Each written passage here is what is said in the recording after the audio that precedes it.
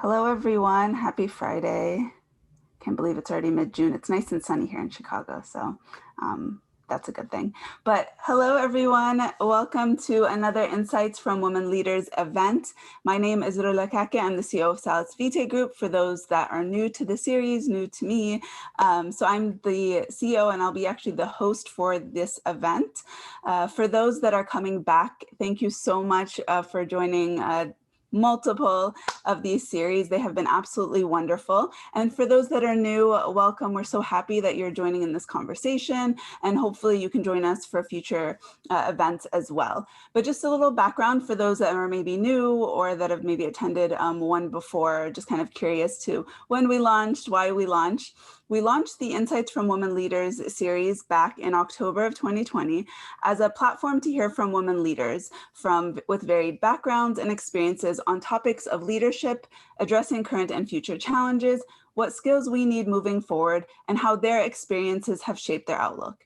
Now, the goal is to learn from women thought leaders and decision makers to empower current and future leaders, both men and women, to positively impact their organizations and communities.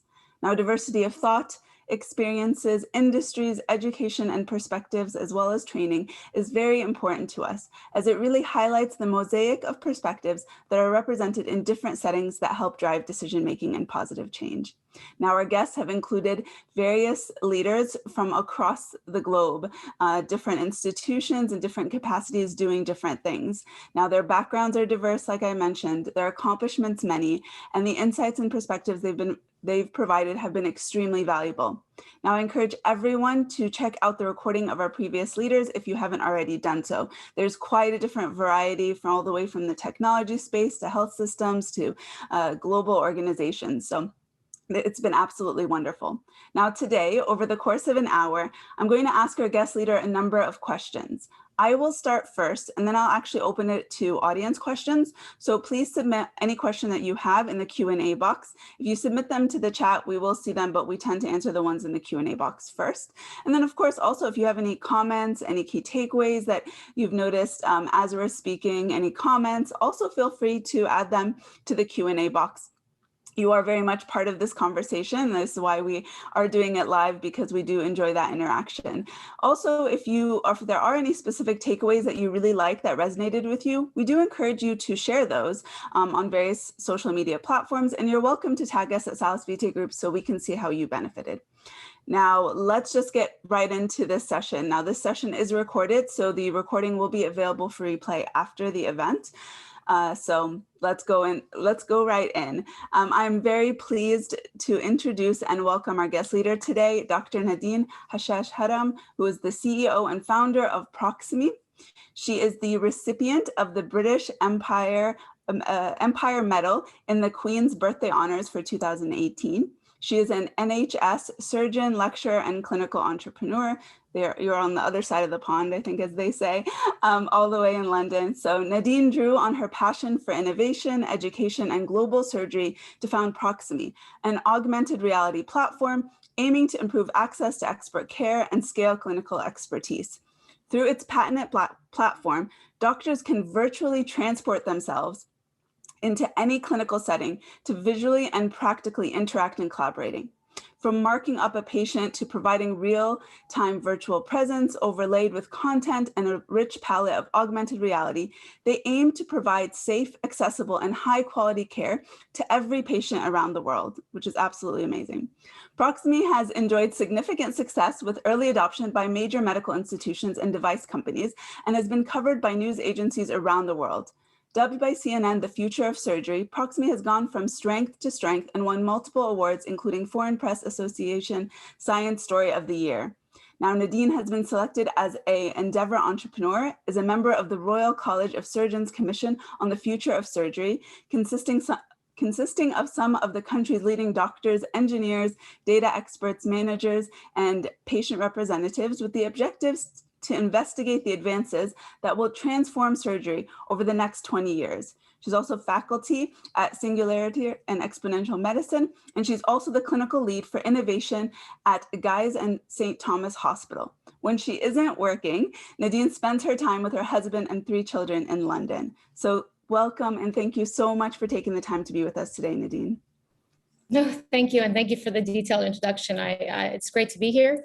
It was great kind of catching up with you earlier and really learning about your organization, what you guys are trying to do. I think it's really important to think about how we drive and raise awareness and profiles of women leaders, and hopefully, encourage the younger generation to aspire to those as well. Yeah. Great. Thank you so much. No, I've been also particularly passionate about this. If you see the other guest leaders, I think everyone varies in kind of their traditional quote unquote leadership track or types of what they've been doing. And so I think innovation is so important. So I've been really looking forward to this type of conversation to look at leadership and innovation within the healthcare spectrum a little bit differently than kind of what we've traditionally, I think, talked about. But so we start off, so as many of those that are returning know that we ask our guest leaders very similar questions, and you'll really notice kind of the difference in their responses, which has been absolutely wonderful. But we always start off with the same question, especially after we go from the highlighted bio of these wonderful leaders. And that is, did you expect to be where you are today, Nadine? No, not at all. I mean, I think, Rola, I grew up in Beirut. I originally grew up in California, so born in San Diego, California, and then moved to Beirut in my teens. And at that moment, my true focus was just to think about restoring form and function of patients. I really wanted to think about how I could make impact in people's lives from a surgical point of view. And so from the age of 14, all I thought I was going to be was focusing on the one thing, which is surgery. I never imagined evolving into this portfolio career that's looking at a multitude of angles within healthcare. And it's really given me a perspective on how you can influence and pull levers in different parts of the healthcare ecosystem to make that difference. Ultimately, it's all coalescing back to the same goal, right? The goal of changing people's lives, improving quality of care, improving access to care, and hopefully, making a world where patients get access to the best care the first time, every time, no matter where they are in the world. So building off of that, actually, and so we all kind of have these professional goals, one that you're mentioning right now, but when you look at yourself, this could be from a personal standpoint, from a professional standpoint, and you start thinking about the future. When you think about your future, does it encompass that, or are there other elements about your future or your legacy? Like, how do you want your legacy to be? Like, what do you want to be known for, I would say? I mean, I think what I've always tried to be and continue to look for is, how do I, that kind of disruptor, that person that's really changing the status quo, that's making that difference. And I hope even with what we achieved so far, I've demonstrated that impact and hopefully that legacy that, will change surgery and hopefully improve patients' lives. One of the things that I am very, very passionate about, though, as well, is mentoring and encouraging others along the way, whether I do it in my own organization, but actually alongside my day-to-day work, I mentor quite a lot of clinical entrepreneurs or clinicians who are trying to find how they fit into the ecosystem. Maybe they don't want to be fully on the clinical track. They want to look at a more of a portfolio approach where they can have impact. And so I spend, at least, 10 to 15% of my time on a weekly basis, kind of mentoring and supporting people. So I get very excited when people who I mentored last year, the year before, come back to me and say, oh my God, that advice you gave me has done me so well. This is where I am now. And it's thanks to you. It really kind of lifts me up, because I think, if I can change, everyone else's life as well around me and make that positive influence on people, and that's great. And I see it even within my organization. We have incredible women in the organization that work with us. And I really want to work towards encouraging them to speak up more, drive for those leadership positions, drive for those, for the change that they want to see, be the change you want to be, and take that forward. So, I hope I continue and how things progress with Proximie and everything else thereafter, mentorship will still be a very, very big part of what I want to do and continue to do. So I actually have two subset questions to that, kind of building off what you're saying too, and a conversation I was having with a colleague as well. But the first one is, since you're talking a lot about your interest in mentorship, looking at your own career, is that one of the big drivers, like from your past or even present experiences, that really pushed you to where you are today, or that allowed, and so you saw the significance in that? Really, why is that so important to you? I think it's important because going through it, I didn't have many role models I could look up to as kind of female clinical leaders driving businesses, driving a disruptive change and transformative change in surgery. It wasn't something common. Like I remember starting out, I was like, who do I want to be like? Who do I talk to? That's not to say they aren't there. It's just I hadn't had visibility of them. They weren't as visible as a lot of the big people we see in tech, who are often, those male faces of kind of technology, whether it's Elon Musk or Steve Jobs or others. And again, we learn a lot from those too. I don't want to come across as like it's just about women and driving women, but for me, it was, I kind of ticked a number of unique boxes, right? I'm a surgeon who's trying to be an innovator, who's trying to disrupt, who's trying to lead a company, trying to grow a business, trying to fundraise, all these different things. Who like me is out there? And I couldn't find that. But we know that there's a lot of frontline healthcare workers who want to drive change, whether it's nurses, physios, porters, pharmacists, others who want to be able to drive the change within their own ecosystems, in their own hospitals. And so by positioning myself in that kind of mentorship role, I hope that I'll encourage many others to be bold. It is frightening, you've got a safe job, you're doing your kind of, whether it's your surgical career or any other clinical job that you're working in, and to kind of say, I'm gonna step away and I'm gonna do this whole new career, it requires that kind of courage to do so. And so I hope that through what I've done, I can encourage others to be brave enough to make that bold move towards a true path that they see is going to make a meaningful difference in the world and in healthcare as well. Yeah, no, I agree with that in multiple fronts, mostly because I feel like sometimes you don't know if you're that one person that, nudges or pushes forward and it really allows someone to propel or to move forward. And so actually the second part of the question was more on kind of that conversation around at what point, like you had mentioned right now, it's very brave. You need to be brave. You need to take a risk in terms of starting something new or growing something in a space that is already, you've already mentioned several obstacles with regards to different spaces where there might be minority of women, minority of women leaders. But as you've progressed in your career, at what point did you realize, like, yes, this could be a career? Or, is this something that you realized yourself? Did you have that support team that you kind of created through what you're talking about now? At what point you're like, yes, I'm going to either make this jump, or this is going to work, or I think I'm going to do that? Or is that something you've always kind of had? No, I think it's a great question. I think naturally, like, we're conditioned, especially when you're kind of in healthcare, like you can't, you don't want to take on something that, you can't fail. Like failures is not acceptable. Yeah. You have to be weighing up all the risks and benefits, and it really has to be like low risk. And so, and before medicine, I was a scientist. I studied biochemistry, molecular biology. So that was my first foray. And then I came to medicine as a graduate. So, you're always coming at it very scientifically. Like I'm going to look at, the analysis, and then this is what I'm going to do, my hypothesis. So naturally, when I started getting that frustration, seeing this problem that I was seeing every single day, whether I was doing it in my own health system or whether I was doing it with my global health hat, I took it on as a research project, because probably at the time I wasn't brave enough to say, I'm going to immediately go and do this and sort of set up this company. So I created Proximie and really started positioning it in different hospitals to get the feedback. I was taking the evidence-based approach. Let me test it, evaluate it like a science project. When we're all in school, you've got your introduction, your hypothesis, your results. So, testing it out. So 2014, 2015, evaluating it. And it was my project. It was private. It wasn't out there. No one knew about it. It was for me. It was something I wanted to do. My father was a computer engineer. I enjoyed video games as a kid. So naturally I was inclined to look at technology as a potential solution. But there I was collecting evidence, writing an abstract, collecting data, like doing the typical what scientists and clinicians are trained to do. Because that's all I knew. That's the only way I knew how to kind of rationalize what I was trying to do with the impact I was trying to make. But sometimes something pushes you, right? It's not, that something pushes you to be bold and be brave. And it was actually April or May of 2016, CNN kind of caught wind of what we were doing. Saw it being used in a hospital. A small video documentary was created, and then Reuters, CNN, everyone started publishing the story. I remember my kid was only about 4 months old. I'd had my third kid by that point. I was on maternity leave, and the story kind of hits the headlines. Could this be the future of surgery? So now what was my little project was now out there for everyone to see, right? So you feel a bit vulnerable. You're like, what do I do now?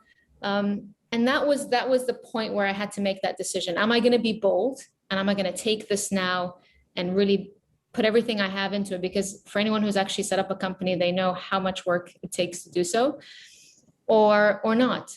And I sat down. I remember sitting down with my family, actually saying, look, I think I need to do this. It's my calling. I need to do this.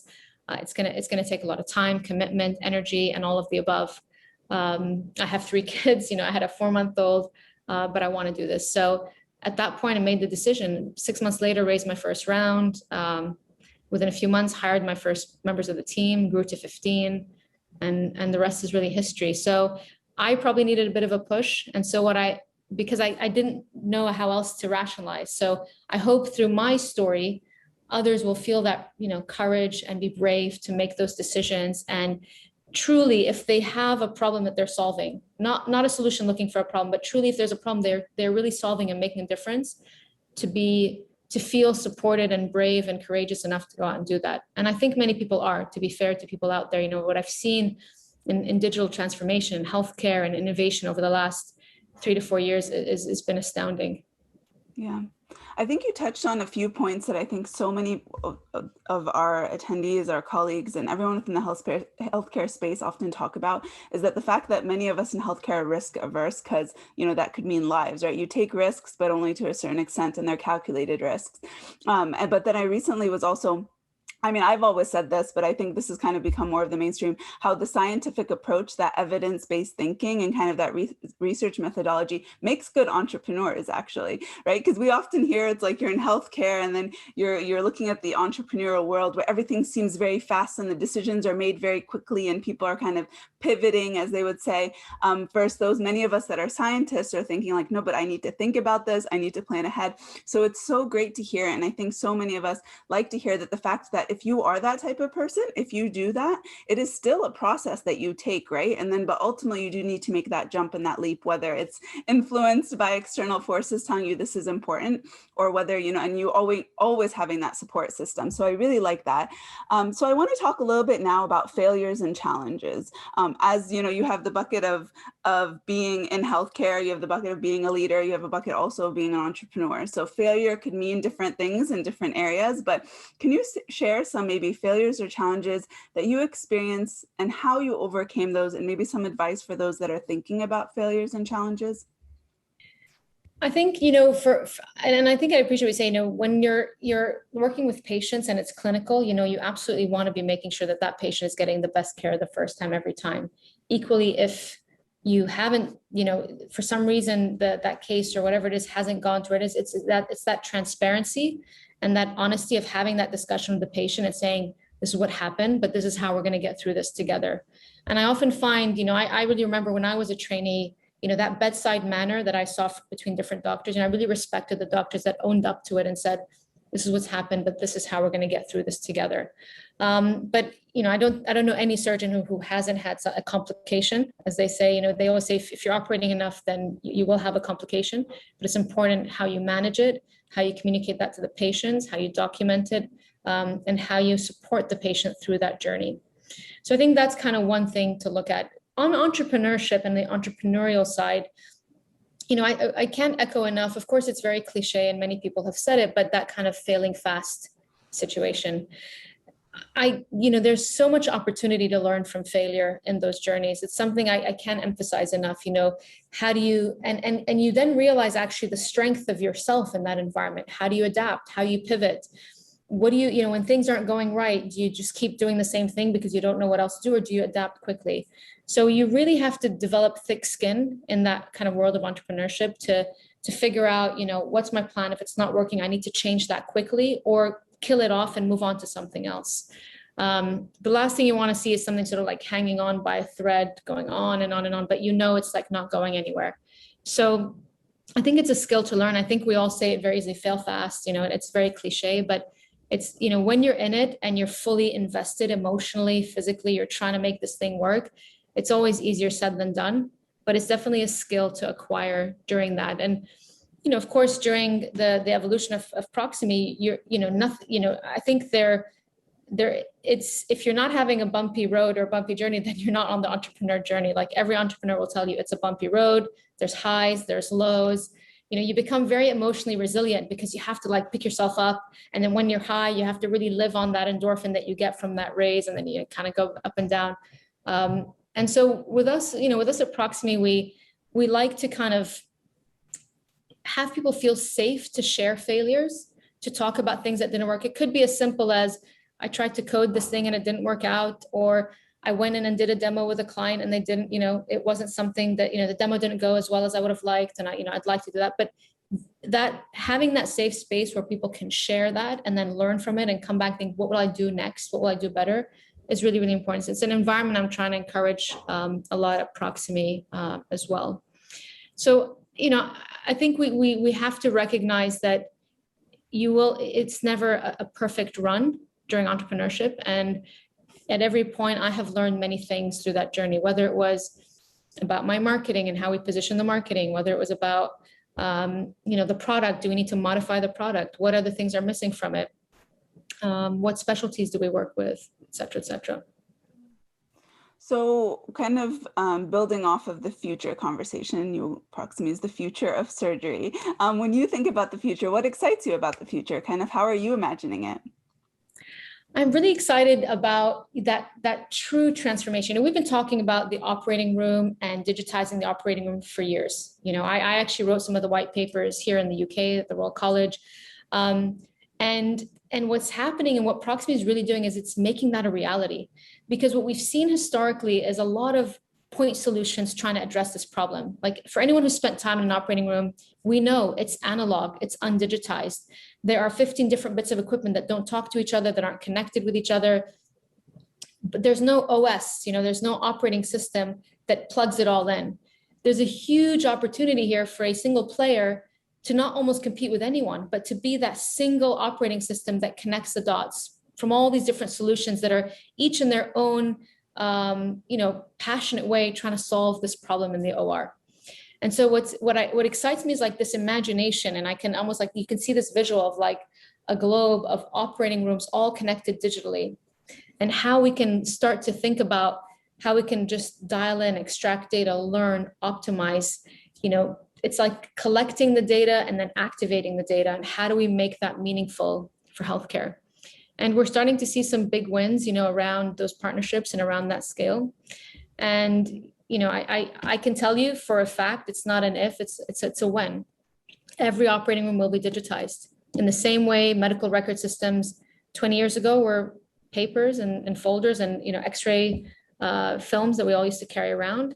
Now it's all digital. EMR systems, EPR systems are digital in hospitals all around the world. So that's where we will see. And for me, this vision of every operating room being powered by Proximie is a vision that is ambitious, but one that we're tracking towards. No, I like it. But obviously with big ambition, even whether it's a small project or it's a large project in terms of every OR, every surgery, how do you personally define success? For us, success comes in many buckets or many measures. At its most raw and its most true version, it's about stories. So for us, it's about human stories. So at Proximie, for example, every Monday on our company call, we start off with a mission and vision story. So what we're trying to really work on is how do we make sure that we're consistently reminding ourselves of the impact we are trying, why we started Proximie was to change lives, to make a difference. We wanted to combine the best of human expertise with the most advanced technologies to change lives. And so it always crystallizes back down to how did Proximie either change a patient's life or enable a doctor to do something they weren't able to do, or support a hospital to scale or bring expertise that they weren't able to have. And so when you come at that core and that raw mission and vision, everything else falls around it, right? Everyone, almost 100 people at Proximie are driven towards that single mission. And so that in and of itself, on a weekly basis, we're demonstrating success, demonstrating stories, and we bring those stories. Every single person from Proximie takes a Monday and they present a story. So I think on a human level, that is something that's very important to me, and it's how we position a lot of our online marketing, our Instagram and others, like the humans of Proximie, kind of modeled on the humans of New York. The second, of course, is kind of scale. Is this an exciting thing for 10 hospitals, or are we growing this and positioning this in many, many hospitals around the world? I mean, when we started pre-COVID, we were in about 25 hospitals. We're now in close to 350 hospitals around the world in 55 countries. It's democratizing access to surgery. It's not a technology for some parts of the world, it's for every part of the world. And so when I'm sitting with my team and we're looking at scaling happening both in the US and Europe, but equally parts of Kenya using Proximie and parts of the Middle East using Proximie, that fills me with kind of joy around the success that we're doing. And I think the final thing is about people.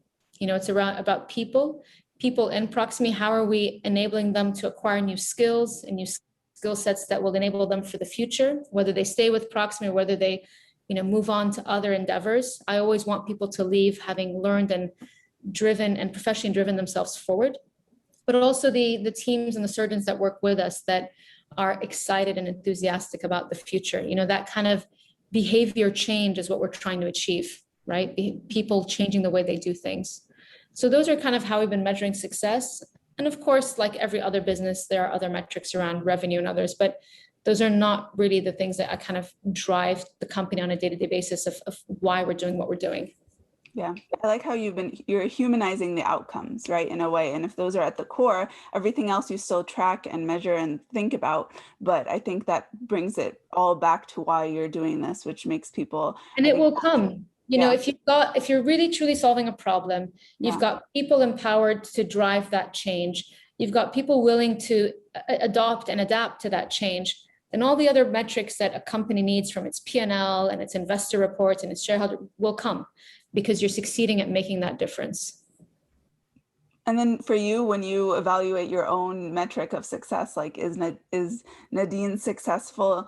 Do you use very similar approaches in the context of the stories or the people that you impact? Yeah, I mean, I think there's a couple of things. One is, of course, how many people are, how are we growing the Proximie family? Like I see that as an important success metric. And myself as a CEO, how am I able to continue to drive and grow that team?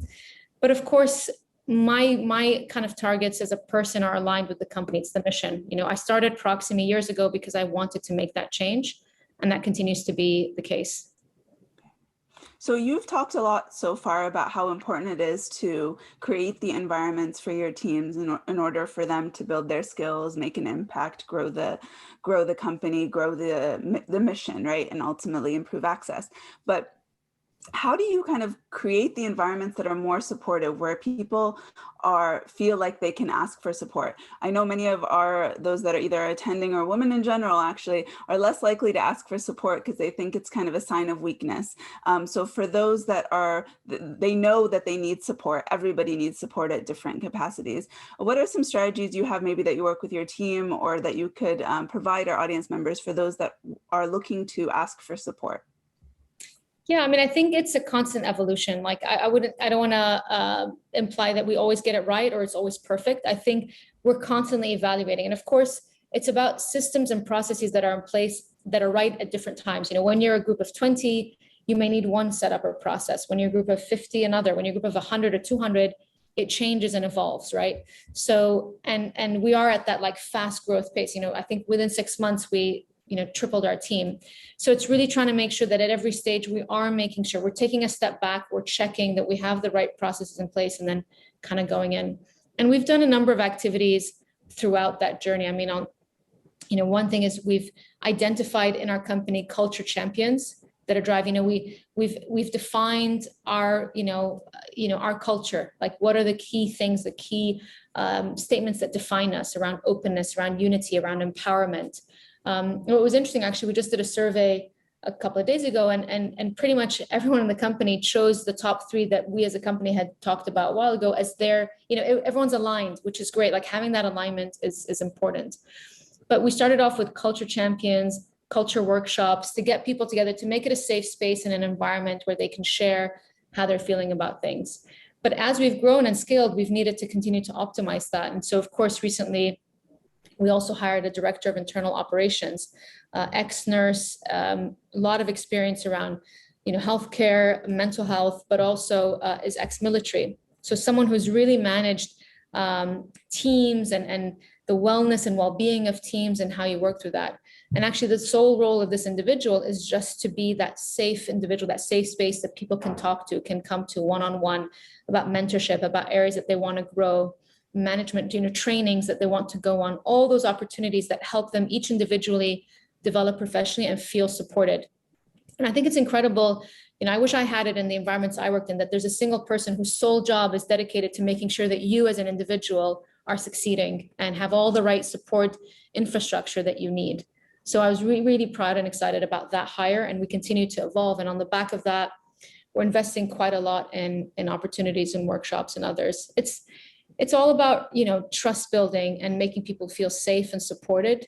And sometimes it's hard to go to your boss to talk about things, or to go to, a colleague. You kind of want that safe space. And I hope that's something we've instituted and will continue to institute and work on. Yeah, that's a great point, because that's a foundational either first step, or if you were to focus on anything really early on, is having those trusting conversations, a supportive environment, and then, taking the baby steps, because it really depends on the person in terms of the actual steps that they might take in order to ask, and what that ultimately looks like for different people. So I think focusing so much on the environment is important. Let's transition over to the topic of leadership, which is obviously a very important topic for us here. We ask all of our guest leaders the quote unquote simple. I know I keep saying this. Everyone's like, it's not simple. How would you describe a leader in about 2 sentences? So how would you describe a leader? And then tell us what shaped this outlook for you, and why is it that you describe the leader this way? I think a leader is really someone that is inspiring and driving others towards a common goal. It's really someone who is encouraging and demonstrating to the team like where we want to get to, and inspiring them to make that push, which is very different to a manager, of course, right? Managers ensuring that they are moving towards that goal. But when I think about my role and the role I have to play at Proximie, it's really about inspiring us as a team collectively to drive forward. So there's internal leadership, what we're doing for the team and encouraging them towards that mission and vision that we described. But I think also there's around thought leadership. And and when I see myself at Proximie, I feel I really have this responsibility. On the one hand, being a CEO and a leader of a business, like every other CEO of businesses, you have to drive your team and inspire them to hit those common goals that you have as a company. But equally, I think as a thought leader, particularly when you're in a space you're disrupting and you're changing, there is a responsibility to make sure that you are taking people on the journey with you. When I look back, when we started Proximie in late 2016 officially, I didn't want to go to market too early. I said, look, the market is not ready today. And I'm going to dedicate the next 2 years while you're building out the platform and optimizing technology, and we're testing at our beta sites. I'm going to build thought leadership. And who better to build thought leadership around this than a surgeon themselves?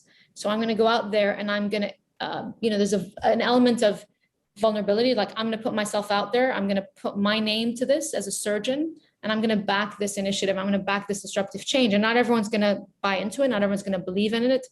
There's going to be a lot of naysayers, as they say, but that's my responsibility. And I spent 2 years actually driving thought leadership, anything from TED Talks to writing white papers to, any scientific meeting, any clinical meeting I could go to. I was submitting abstracts about digital transformation of operating rooms, telementoring.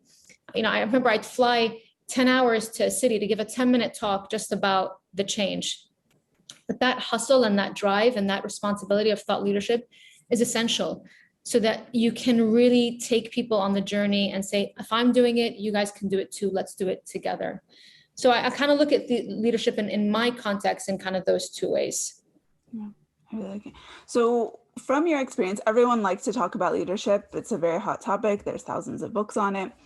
But ultimately, from what you've seen from either your own leadership, interacted with other various different thought leaders, decision makers, managers, any form of quote unquote under the umbrella of leadership even, what do you think we're getting wrong about leadership?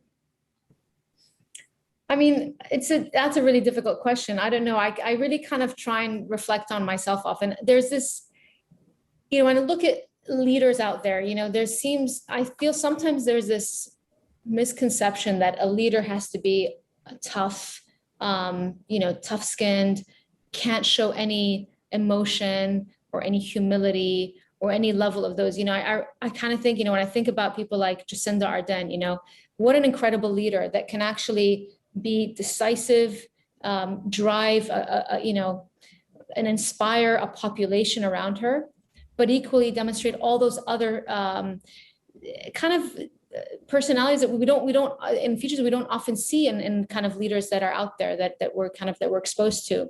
Humility, empathy, emotion, those have historically been seen as a sign of weakness. And actually, I would argue that there's nothing more inspiring than that leader that can wear both hats, be that decisive decision maker, inspire a population or a team or a company, but equally demonstrate very comfortably in her own skin elements of empathy, humility, and that I think is a beautiful balance that we don't often get right. And so when I look to her as really an example of what I the kind of leader I want to be, and what I would hope we see more of in leadership across the world.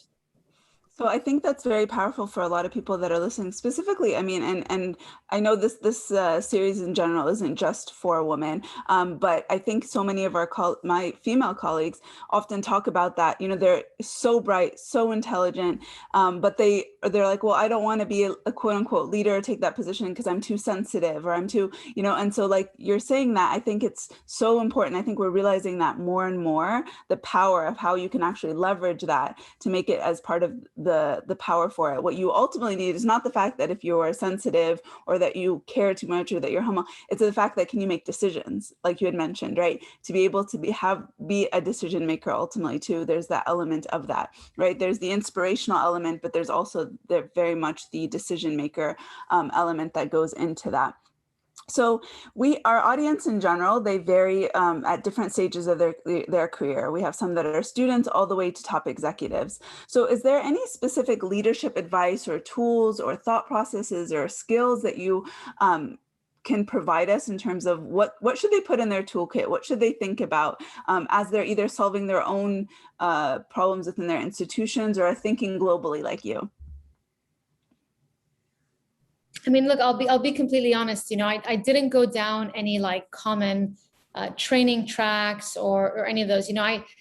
I kind of learned as I went along. I kind of started to think, what kind of leader would I want to work with, and how do I embody that and try and demonstrate that? So my style is not hierarchical in that sense. I want to be approachable. I want to feel that people can work alongside me. So my advice would be, spend time with leaders that inspire you. And there's nothing wrong with reaching out to a leader and say, would you mind if I kind of shadowed you for a week or spent some time with you, and look to their approach. I've watched tons of videos of people out there, like people like Barack Obama, people like Jacinda and others, like how they communicate, how they carry themselves, how they position themselves. And so I don't think there's a kind of a one size fits all approach or a single route to get there.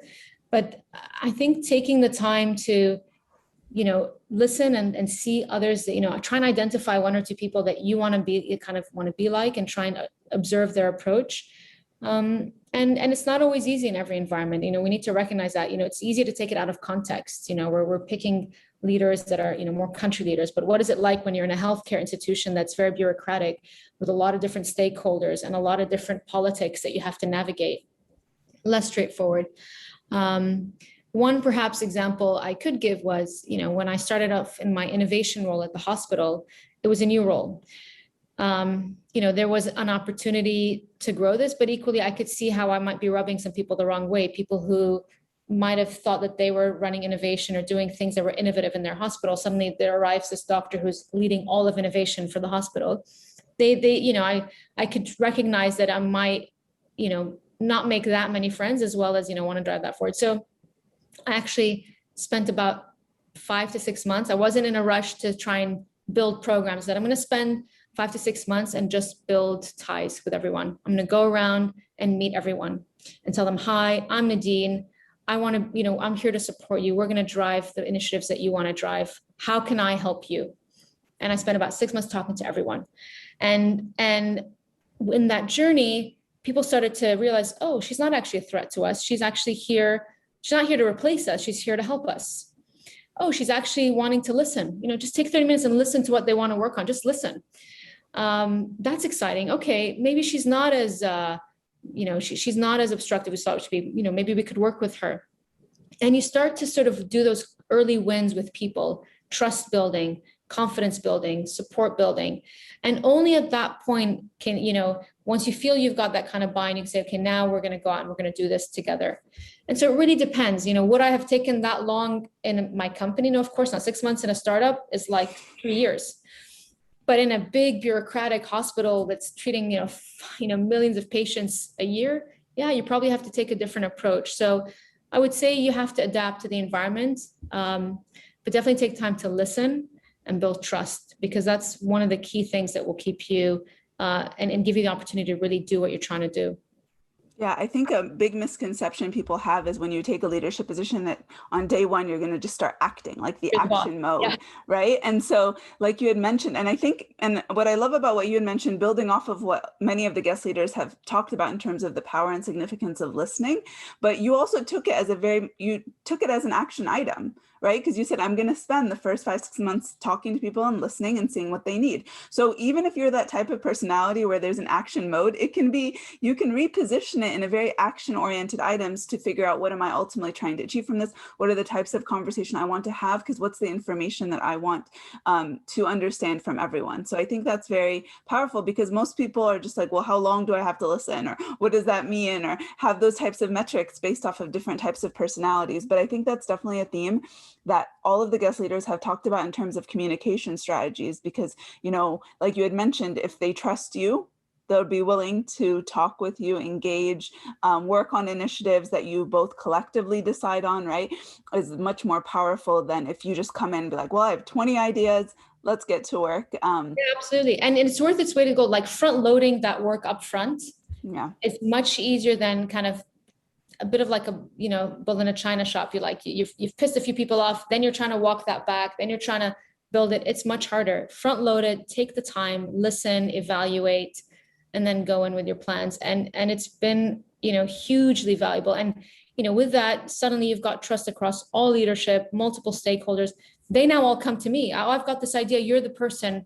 They don't see you as a threat or a competition to them. So I would definitely take that approach. And it's all about communication style and that, which I think some of your other speakers have commented on as well.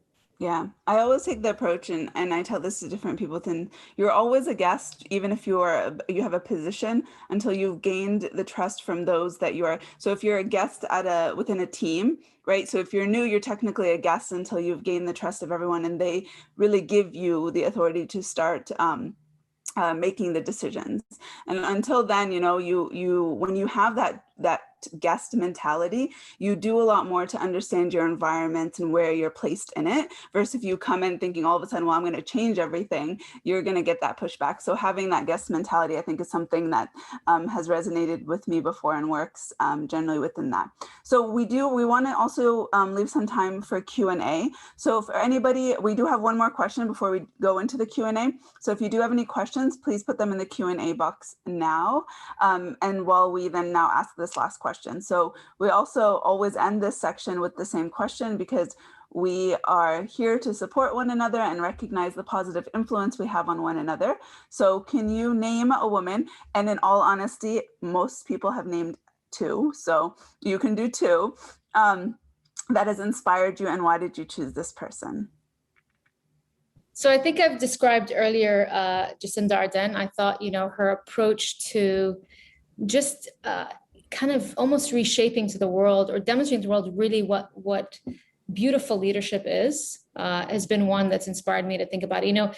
When early in my journey, I always had this impression that, you had to be a tough CEO, and you had to be bullshy and not show your emotion. I wear my heart on my sleeve, and people know me. I'm passionate. I give it everything, and I don't want to hide. I won't change that. And she's really kind of inspired me in that early stage to say, I don't have to change that. This is, you can be both decisive, and I'm emotional and compassionate and empathetic and willing to take that forward. I think one of the other people that I've been listening to a lot and reading is actually more about more organization, like how do you drive really good approaches to people? Because at the end of the day, Proximie's success, or any institution's success, is its people. I mean, there's no two ways around it. We wouldn't be here if it wasn't for the people at Proximie. Every single one of them, no matter how junior you are or how senior you are, every single person is part of that fabric that's knitted together, that's going to deliver the success that we have. And I would argue that every hospital, every institution is down to its nurses, its physios, its porters, its cleaners, its, caterers. It's all those people that enable patients to have their experience. So, Patty McCord's done a lot of work. She was obviously at Netflix and had talked a lot about, people and investing in people.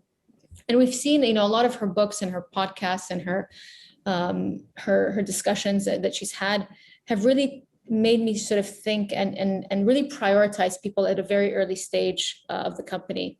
It's not often something that, is taught so much in schools and others. It's really more about business P&L and others, but really investing in your people and their well-being and empowering them to feel that they can make decisions, that they can grow, that they can develop is important. So I would encourage people to read, she's written many books, she's given TED Talks, she's done podcasts, she's done interviews. You can just Google her. But, Jacinda, I kind of look at her as a kind of inspiring leader. I think Patty, I've learned a lot from in terms of how do I want to drive people and kind of the organization as well. And I'll say about both of those areas, I continue to evolve that myself. I think anyone who thinks they've just done it and they don't have to get, that support, maybe there are people out there, but I'm always looking for how I can personally develop. And I always want to think about what are the routes and ways to do that. So recently I've started taking executive coaching, for example, because I think that can be an invaluable tool for me as a leader, so I can be a better leader, so I can encourage people in my company to grow and develop as well. So those would probably be the two. I'm sure there's many more, but I do want to add though, like I smiled when you said that in terms of there's still yet to learn. And, it's been said, and I've always strongly believed it, that a true thought leader is one that will tell you, I know, but I still have so much I'm learning and growing. So, so thank you for mentioning that. And I think there's other leaders too, that it's very obvious within our series, the humility aspect of it, but that desire to continue to learn more and have that, and I think only benefits. And I think throughout our conversation, it's been very integral. And it's very obvious how important, people are to you, whether it is your teams or just in general. So we do have a few questions, and these are actually quite interesting. So the first one is, where do you think we're going when we say women can have it all, given the current societal structures and attitudes towards increasing productivity during the COVID-19 pandemic? I think hopefully we're going to continue to see more and more of it. I mean, in a way, I see that as my role to demonstrate that as well. I mean, I hope what people see, I'm a mother, I have 3 children, I'm a wife, I'm a surgeon, I'm an entrepreneur, I'm a CEO. You can have it all. I think we need to also recognize that there's also an element of we are human, we can't do everything. So, and any one of those choices, you will make compromises. If I want to be a surgeon and a mother and a CEO, there's something's got to give in your life. It's very, very difficult to be perfect and 100% in every single one of those things. So there's an element of, I think we can have it all today. And I hope that, we see more of that. There is definitely not enough women at the boardrooms and in other organizations that are leading, and we need to see more of that.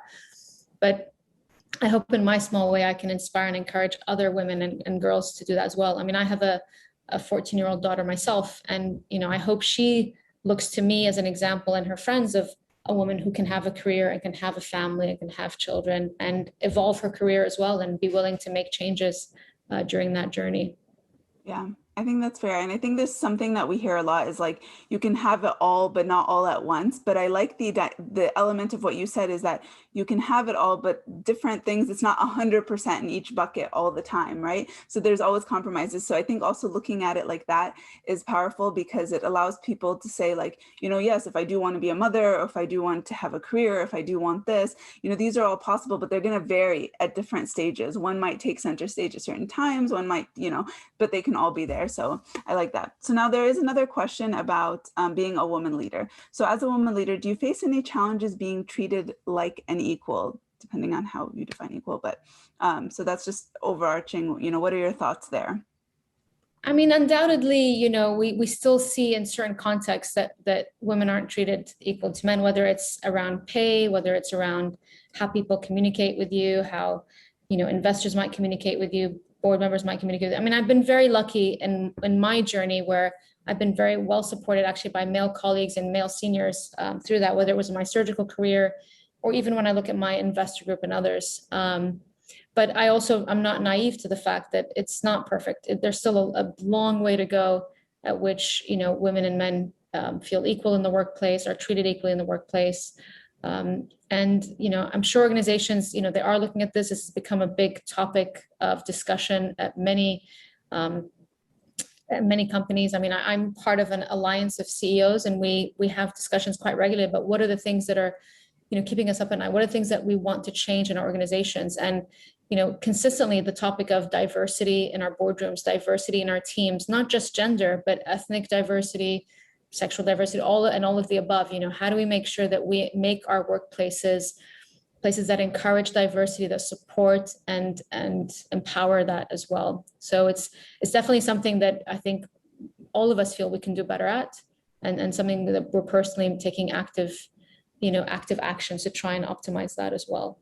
Yeah, and I think that's very important. And building off of also what one of our guest leaders, Joan from Harvard, she was talking a lot about diversity and in general, but looking at diversity of not just having someone, when you often say having a seat on the table, it's not just about having a seat on the table, it's having a voice at the table, it's having a decision at the table, which all then adds towards being equal, right? So it's not just being able to, can I sit next to or interact or maybe have the same position, but am I able to make the impact the same way? Am I recognized the same way? And those various elements like you had mentioned. And I think so much of it as we build different communities will help with that as we kind of make that the norm, create those supportive environments. Because like you mentioned, when you create that supportive environment, you forget, like if everybody else, does treat you like equal, you've surrounded yourself with good people, you sometimes not necessarily forget, but you just think, oh, okay, well, I didn't realize it was as bad somewhere else, but let's think about how we make that better, kind of beyond what we're doing. So that's really great there. We have another question about, I would also add is, when we look at diversity, and something I look at is also diversity of thinking. Yes. It's very easy to go out and just hire more of the same. Well, we want everyone who thinks the same to join the same organization. I really love that kind of out of the box thinking, bringing individuals that are going to push us, are going to push back and say, no, I don't agree with this point of view. And this is how I see it. And so the more you can bring that diversity of thinking around a table as well, the more actually you can drive to success and push each other. You don't want just a lot of yes people. Well, okay, if the boss said that, then we'll all just say yes, and we'll do the same. Or, in our sense, we're working in medtech. You don't want just all individuals from med device or all individuals from medtech. Let's go out and hire someone that comes from another industry. I remember a great example in my hospital a few years ago. They were trying to hire an individual who could look after like the patient journey. So someone who's focused on optimizing the patient journey. Well, they went and hired someone who managed the visitor journey at Disney. I mean, what an awesome thinking, yeah, I mean, people have a great time at Disney. How could we bring someone with that kind of skill set and bring them into a hospital? What could we do to improve the journey of a patient?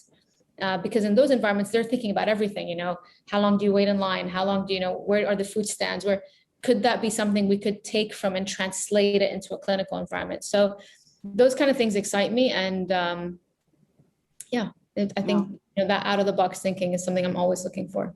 Yeah, no, I completely agree. But the thing is, and actually my question was going to build off of that, because I think this is something too that many people ask is, they tell us like, okay, we always say like diversity of perspectives, backgrounds, that type of thing.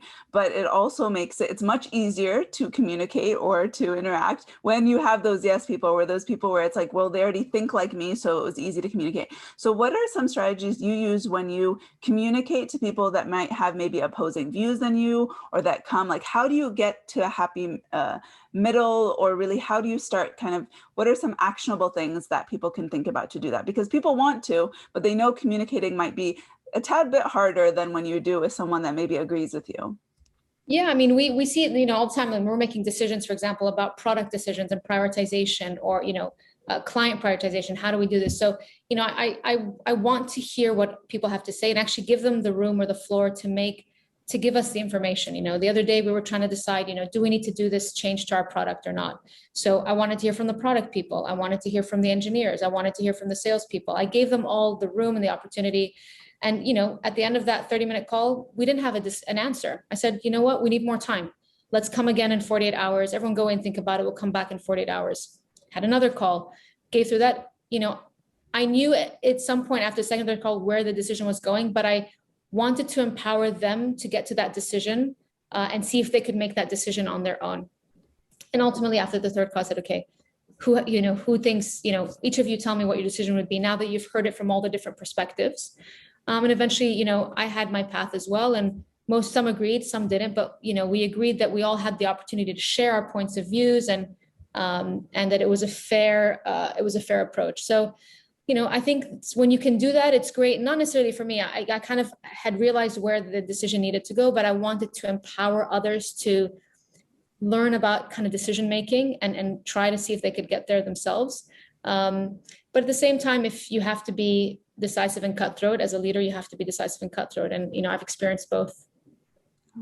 I like that you allowed them the opportunity. So you gave them their voice, but then allowed them the opportunity to rethink it and then come back as a whole, which I think is also really strong, because we actually underestimate the power of rethinking either our own opinion, our own strategies within that as kind of a collective whole. So we are about on time. So are there any other closing remarks or final thoughts that you want to add to this conversation, Nadine? No, I want to thank you so much. It was a really enjoyable conversation. Great ways to share sometimes you forget how much you're learning or kind of capturing during your journey. So it was really nice to share that with you. Thank you for highlighting me and the Proximie profile, and good luck with everything. I'm congratulating you on what you've set up, and I'm sure this will continue to grow and gain a lot of traction and followers. It's very much needed.